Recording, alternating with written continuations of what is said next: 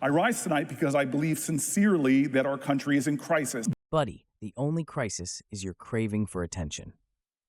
Welcome to Steadfast and Loyal. I'm Jimmy Parker. Buckle up, guys, because Spartacus is back and he brought the theatrics with him.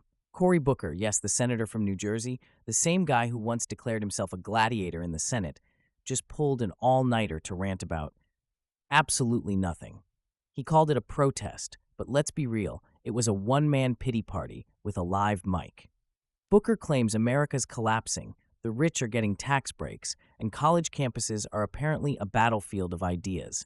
But trust me, his wide-eyed monologue made Adam Schiff look calm and collected. Let's roll it. I rise with the intention of disrupting the normal business of the United States Senate for as long as I am physically able. I rise tonight because I believe sincerely that our country is in crisis. We are not solving the deficit in what they're proposing here. They're cutting and cutting and cutting things that make no sense to cut, and they're doing it for a tax breaks which disproportionately go to the wealthiest. Placing tariffs on our biggest trade partners is beyond unfair. This drives the cost of goods up, and the consumer is the one who ends up paying the increase. Even with universities that got too woke and had two excesses, the antidote to that isn't to try to shut down the thought of the left, it's to try to make a fair, more competitive marketplace for ideas from all around the political spectrum. Oh my lord, where do I even begin? Cory, you weren't disrupting Senate business. You were the disruption. There was literally nothing on the floor to delay.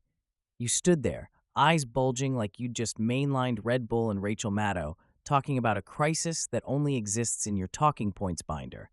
And let's talk about these so-called cuts. The only thing being cut from Social Security is benefits going to the dead. But hey, we understand. That's a critical Democrat voting bloc. Gotta keep those ballots coming in, even from beyond the grave, right? And tariffs?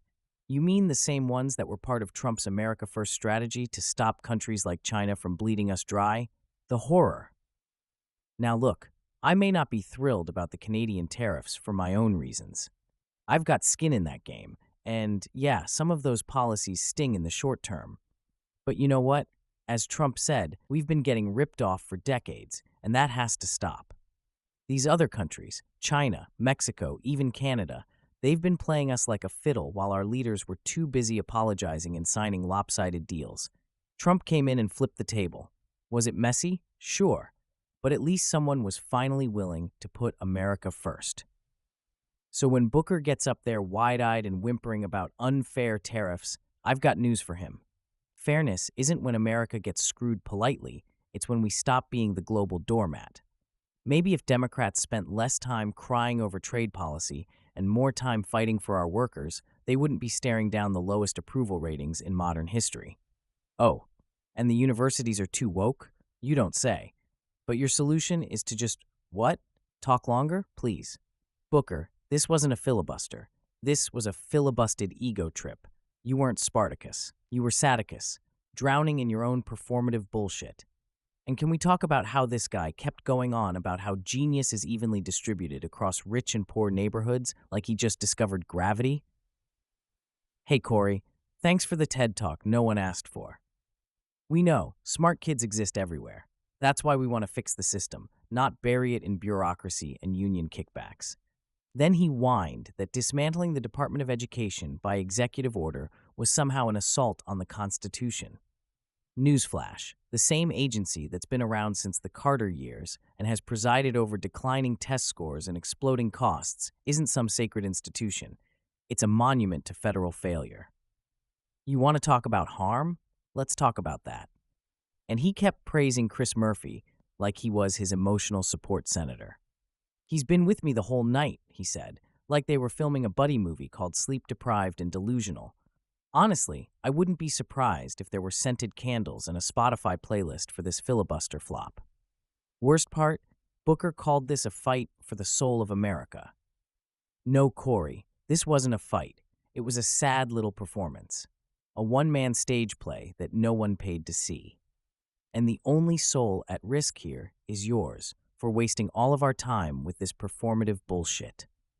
This thing went on for 25 hours, a 25-hour pity party on the Senate floor. I could go on, but let's be honest, I don't want to filibuster myself. That's enough of that. We're not just bringing you sound bites here. This is about your freedoms, your future, and whether the people we elect are actually serving you or just putting on a show for cable news hits. If you're tired of fake drama and hollow speeches, if you believe in calling out the bullshit when you see it, then help me keep bringing you gems like this. So please do me a favor. Hit that like button, subscribe, and share this video with someone who thinks Cory Booker's rant actually mattered. And drop a comment below. It really helps the channel. If you want more unfiltered, no BS commentary, head over to steadfastandloyal.com, where we call it like it is every single day. As always, stay informed, stay free, and stay steadfast and loyal. I'm Jimmy Parker. Thanks for joining us.